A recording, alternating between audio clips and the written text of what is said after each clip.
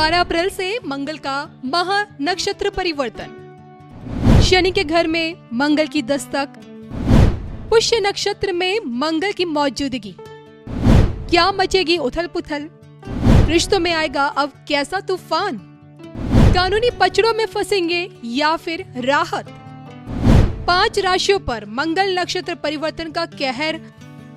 देखिए सिर्फ और सिर्फ धर्म ज्ञान पर। नमस्कार, धर्म ज्ञान के दर्शकों का स्वागत है। कविता राणा मेरे साथ, आचार्य मयंक शर्मा जी। मयंक जी, स्वागत है आपका। धन्यवाद कविता जी। धर्म ज्ञान के सभी दर्शकों का सादर नमस्कार। देवभूमि उत्तराखंड हरिद्वार से आप सभी का हार्दिक अभिनंदन और आपका हर पल मंगलमय हो। नवग्रहों की दुनिया से लेकर हाजिर है नक्षत्र परिवर्तन। 12 अप्रैल से सोचिए कि मंगल का नक्षत्र परिवर्तन हो रहा है। इस बार मंगल शनि के नक्षत्र में यानी कि पुष्य नक्षत्र में प्रवेश कर जाएंगे और 12 अप्रैल से हो रहा है, लेकिन 11 मई तक रहेगा। तो एक लंबा समय है। अब सोचिए मंगल का नक्षत्र परिवर्तन और वो भी शनि के उसमें, तो ऐसे में हम इसे पॉजिटिव वे में तो बिल्कुल नहीं लेंगे, नेगेटिव वे में लिया जाता है। लेकिन क्यों, ये भी जानेंगे और इसका क्या नेगेटिव इम्पैक्ट 5 राशियों पर पड़ेगा। मंगल का ये नक्षत्र परिवर्तन किन लोगों की जिंदगी में उथल पुथल मचा सकता है, किन की परेशानियों को डबल कर सकता है, किन को आर्थिक हानि भी दे सकता है, किन को मानसिक तनाव भी दे सकता है और किन को जमीन जायदाद के पचड़ों में भी फंसा सकता है। इसी पर आज हम सब कुछ जानेंगे मयंक जी से। लेकिन सबसे पहले ये समझना जरूरी है कि नक्षत्र परिवर्तन होता क्या है। मयंक जी बताएं। देखिए कविता जी, नक्षत्र परिवर्तन ही कहते हैं जब कोई ग्रह एक राशि में रहता है। मान लो कर्क राशि में मंगल आए हैं, तो यहाँ 3 नक्षत्र कर्क राशि में होते हैं, तो उन तीनों नक्षत्र में मंगल का गोचर होगा। जैसे अभी पुष्य नक्षत्र में आएंगे, इसके बाद आश्लेषा नक्षत्र में जाएंगे। तो जब शनि या कोई भी ग्रह नक्षत्र परिवर्तन करता है तो उसके फलों में डिफरेंसेस देखने को मिलते हैं। अच्छा, इसका प्रभाव पड़ता है। क्यों पड़ता है मैं बता दूं। जब मंगल, अब एग्जाम्पल मंगल का ही ले लीजिए। मंगल जो है अभी शनि के नक्षत्र में आ रहे हैं, तो मंगल शनि में परम शत्रुता है जी। और मंगल नीच के हो रखे हैं कर्क राशि में।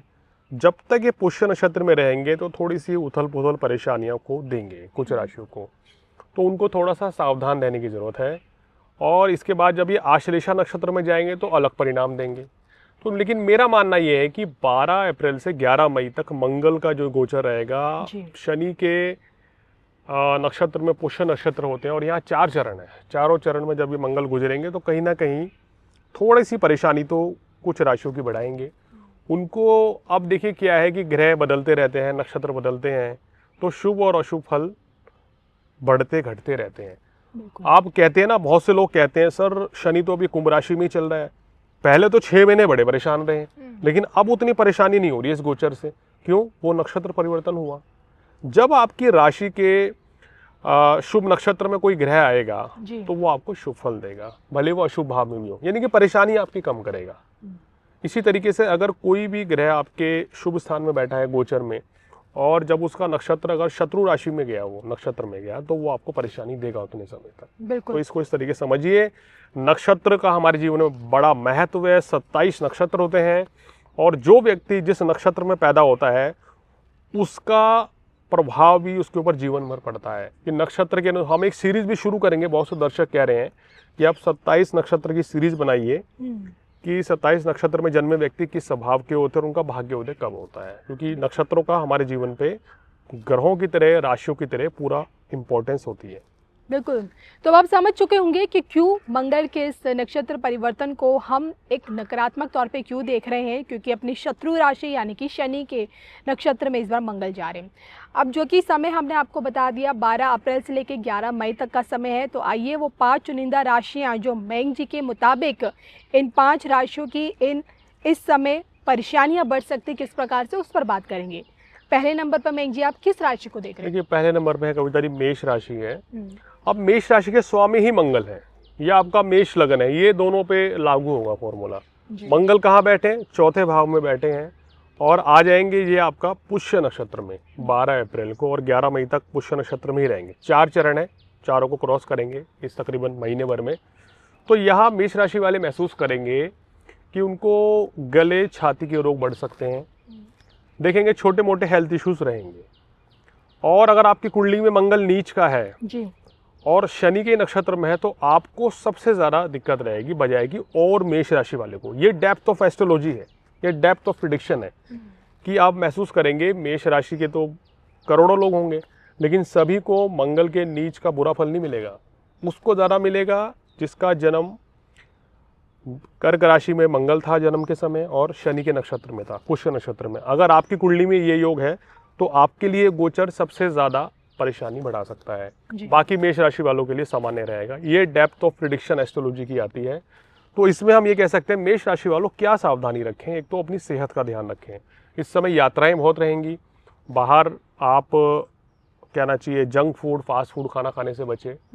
कोशिश करें कि इस दौरान मांस मदिरा का सेवन ना ही करें तो आपके लिए बेहतर है, ना तो फूड पॉइजनिंग या तमाम तरह की दिक्कतें रहेंगी। अपनी माता जी की सेहत का ध्यान रखें, उनके साथ किसी भी तरह के मनमुटाव से चलें।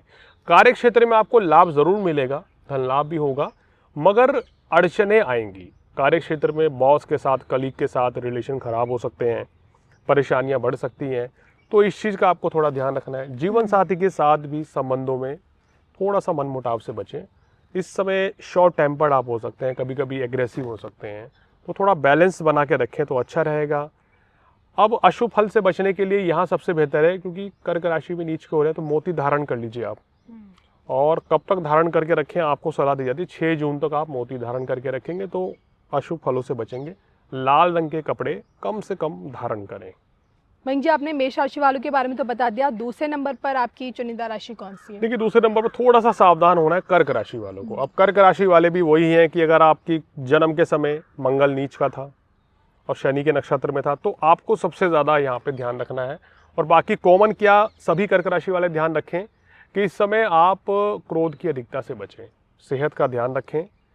और वैवाहिक जीवन में हालांकि मंगल की सप्तम उच्च दृष्टि है और यहाँ मंगल नीच का होकर भी बहुत ज़्यादा नुकसान नहीं करता, क्योंकि केंद्र त्रिकोण का स्वामी लगन में है तो योग कारक होता है जी। तो यहाँ आपको थोड़ा सा सेहत का ध्यान रखना है, क्रोध की अधिकता से बचना है।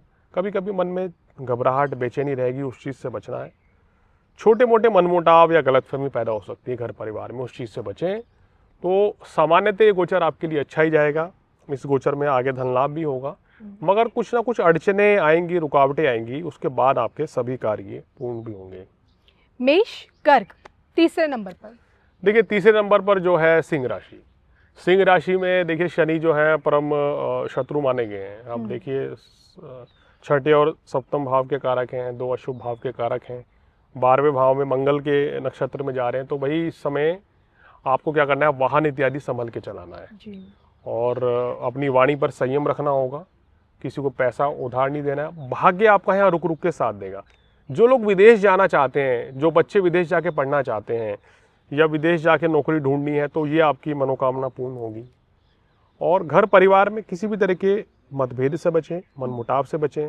कोई प्रॉपर्टी का मामला चल रहा है तो उसको मिल बैठ के सुलझाने का प्रयास करें। यानी कि इस समय अगर आपने कोई भी जोखिम लिया या कोई भी अगर ज़्यादा खतरा मोल लिया तो परेशानी आपको बढ़ सकती है। थोड़ा सावधानी पूर्वक चलेंगे तो चीज़ें बेहतर होंगी। हनुमान चालीसा का पाठ करें, लाल रंग के वस्त्र कम से कम धारण करें जी। मंगलवार के दिन गरीब व्यक्ति को बूंदी के लड्डू खिलाएं तो विशेष लाभ मिलेगा।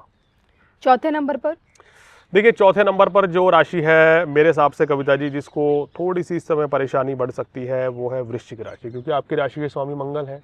अब वो शनि के नक्षत्र में जा रहे हैं।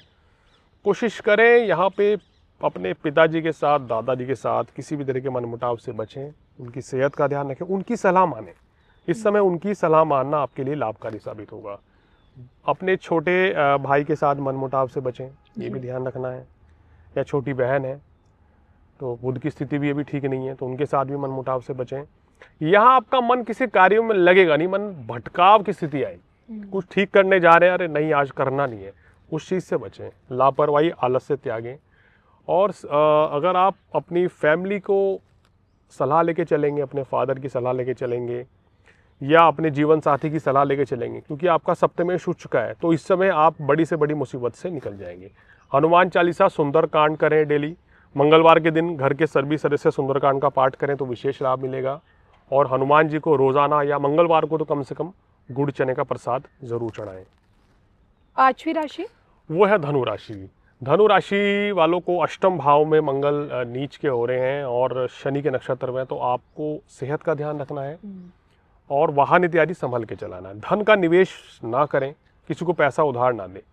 हालांकि कार्य व्यवसाय में ये स्थिति आपको दिखा रही है कि खासकर अगर आप व्यापारी हैं और आपका प्रॉपर्टी डीलिंग का काम है या आपका खाने पीने का रेस्टोरेंट का बिजनेस है, कोई भी आप इंडस्ट्री चलाते हैं, तो उसमें आपको लाभ भी मिलेगा।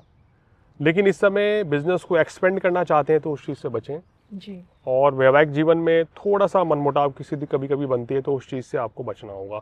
यानी यहाँ एक फॉर्मूला लागू होता है कि आप सोच समझ के बोलिए, वाणी पर संयम रखना होगा, क्योंकि मंगल नीच का है, शनि के नक्षत्र में जा रहे हैं। तो मंगल क्या ना, हिंसा को बढ़ावा देते हैं, एग्रेशन देते हैं, क्रोध की अधिकता देते हैं, शॉर्ट टेम्पर्ड बना देते हैं जब अशुभ अवस्था में होते हैं।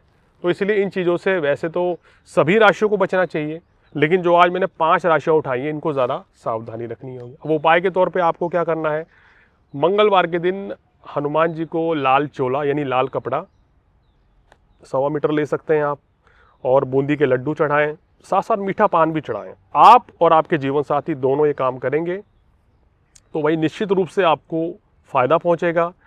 और कहते हैं ना, जब भी कोई इस तरह की युति बनती है तो थोड़ा सा सावधानी पूर्वक समझदारी से चलने का समय होता है। बिल्कुल। क्योंकि कहते हैं ना कविता जी, अगर हम कर्म अच्छे करते हैं, अगर मैं कह रहा हूँ कि किसी की ग्रह चाल बहुत ही खराब चल रही है, अगर आप कर्म अच्छे करोगे, झूठ नहीं बोलोगे, किसी को सताओगे नहीं, किसी के साथ फ्रॉड नहीं करोगे, धोखाधड़ी नहीं करोगे, तो ऐसे समय पे ग्रह चाल भी आपको कम परेशान करेंगे। लेकिन खराब समय पे आपने ये सब चीज़ें करी तो आपको तुरंत रिजल्ट भी मिलता है।